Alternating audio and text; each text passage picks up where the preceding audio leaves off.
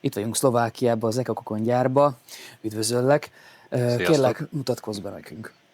Sziasztok, akkor engem Milánnak hívnak, Antal Milán. Én a Ekakokon gyárnál egy karbantartó részlegen egy menedzser vagyok.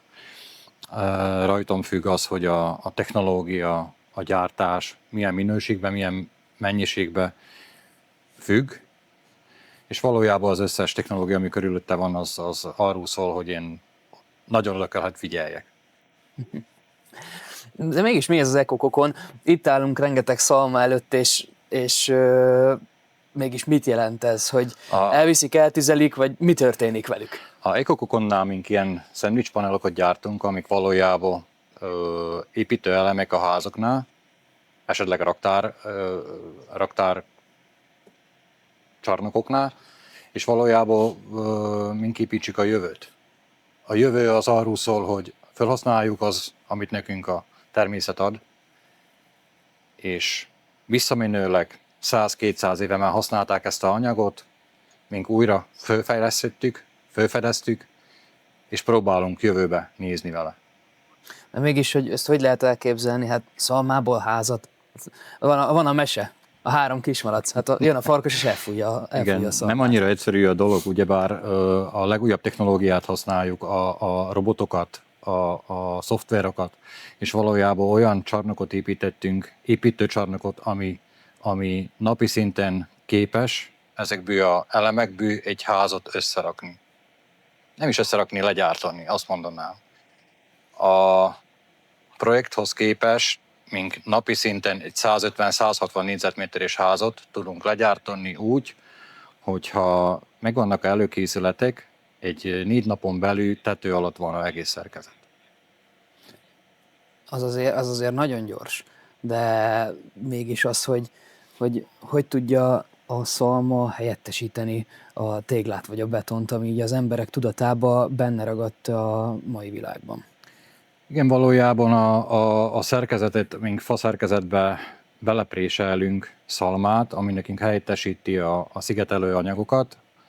Maga a fa szerkezet mai nap is használta a fa szerkezetű házokba, csak föl van egy kicsit fejlesztve úgy, hogy a szigetelés már benne van az elembe. Úgyhogy nem kell plusz szigetelés a házra. És sokkal egyszerűbb, sokkal könnyebb és sokkal gyorsabb a építkezés ezekkel az elemekkel. De most akkor a jövő az lesz, hogy így itt vannak ezek a fali panelek, és így szalma fog mindenütt lenni a ház külsején? Remélem igen. Nagyon örülnénk neki, hogyha tényleg az emberek felfedeznék, és szeretnénk azt, hogy jobb minőséges életet éljünk. Ezekben a panelokban, vagy ezekben a épületekben megvan az, hogy a hőmérséklet sokkal kevesebbet kell hűtenünk a házakat, sokkal kevesebb a megbetegedés benne, ugyanis a benti páratartalom, ezek a panelok optimalizálják a páratartalmat a épületeken belül, és sokkal egészségesebb a élet bennük a házakban. Meg arra is gondoltam, hogy mit a külsejére mit rakunk rá, mégis azért, hogy gondolom, ne azért, hogy tényleg szalmából van az épület, hanem mi az, amit lehet színezni, meg esetleg... Igen, valójában a burkolat azt meghatározza az, hogy van egy páró elvezető réteg, és utána már csak a kliens adja meg, hogy mit szeretne burkolatnak. Az lehet faburkolattól kezdve, a trapézpléhek, akkor lehetnek vakolatok, szinte végtelen a anyagfelhasználásra ezekre a panelokra. Az általában az első kérdés az embereknek, de hát könnyen ég. A szalma az egy pillanat alatt leég. Ezt hogy lehet elképzelni? Hogy ettől miért nem kell, hogy féljenek az emberek?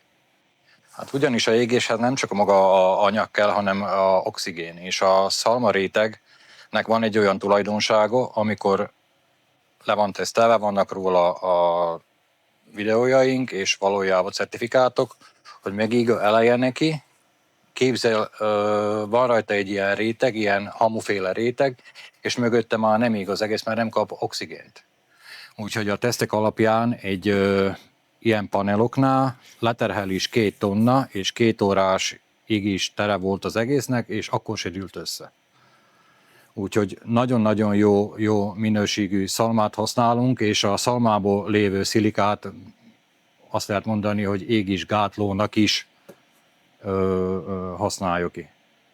Ez a technológia következő problémát vet fel egy esetleges laikus agyában, de és a rákcsálókkal mi a megoldás? A rákcsálók ellen? Hát igen, rákcsálók a szalmát, maga a rákcsáló a szalmát nem eszi, enni belőle esetleg a szemet, és a másik dolog, hogy olyan sűrűségben van a szalma lepréselve, hogy ha csinálna is befelé utat, bezáródik mögötte, és azt a rákcsálók nem szeretik.